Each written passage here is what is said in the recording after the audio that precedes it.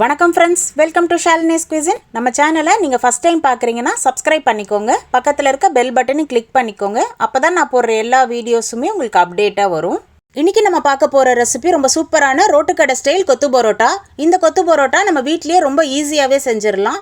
இது நீங்கள் ஒரு வாட்டி வீட்டில் செஞ்சு கொடுத்தீங்கன்னா அடிக்கடி செஞ்சு கொடுக்க சொல்லுவாங்க. இது அவ்வளோ டேஸ்ட்டாக இருக்கும். இதோட இன்க்ரீடியன்ஸ் எல்லாம் நான் டிஸ்கிரிப்ஷனில் கொடுத்துருக்கேன், செக் பண்ணி பார்த்துக்கோங்க. வாங்க இது எப்படி செய்யலான்னு பார்க்கலாம். நான் இன்றைக்கி இந்த கொத்து பரோட்டா கடாயில் தான் செய்ய போகிறேன். 3 டேபிள் ஸ்பூன் எண்ணெய் சேர்த்துக்கோங்க. 1/2 ஸ்பூன் சோம்பு, கொஞ்சமாக கருவேப்பிலை. இப்போ இது நல்லா பொரியட்டும். பொடியாக நறுக்குன ஒரு வெங்காயம் சேர்த்துக்கலாம். கொத்து பரோட்டா எப்போவுமே இரும்பு கடாயி இல்லைனா இரும்பு தோசைக்கல் அதில் செஞ்சால் தான் எப்போவுமே டேஸ்ட் ரொம்பவே நல்லாயிருக்கும். பொடியாக நறுக்குன ஒரு தக்காளி சேர்த்துக்கலாம். இப்போ வெங்காயம் தக்காளி எல்லாமே நல்லா வதங்கணும்.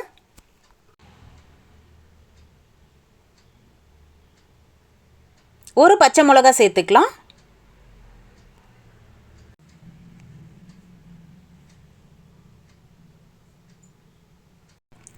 கால் ஸ்பூன் மஞ்சத்தூள், கொஞ்சமாக உப்பு சேர்த்துக்கோங்க. ஏன்னா நம்ம இப்போ செய்கிற அந்த மசாலாவுக்கு மட்டும்தான் நம்ம உப்பு சேர்த்துருக்கோம். இப்போ இந்த அளவுக்கு நல்லா மசியணும். 1 ஸ்பூன் தனியாத்தூள், 1 ஸ்பூன் சில்லி மிளகாத்தூள். இப்போ இது எல்லாமே எண்ணெயிலேயே நல்லா வதக்கி விட்டுறலாம்.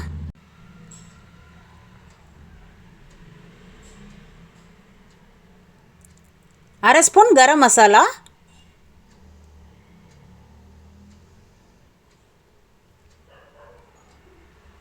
இப்போ மசாலாலாம் இந்த அளவுக்கு குக் ஆன பிறகு நம்ம 2 முட்டை சேர்த்துக்கலாம். நான் இன்றைக்கி 2 பரோட்டாவுக்கு 2 முட்டை எடுத்திருக்கேன்.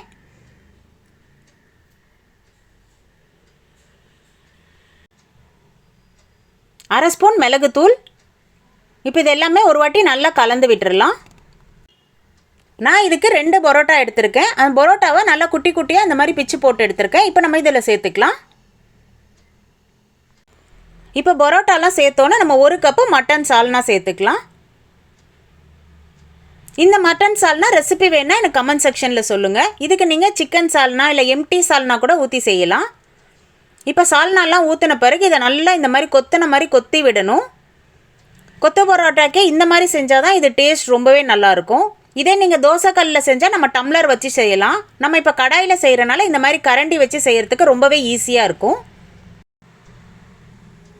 பொடியாக நறுக்குன கொத்தமல்லி சேர்த்துக்கோங்க.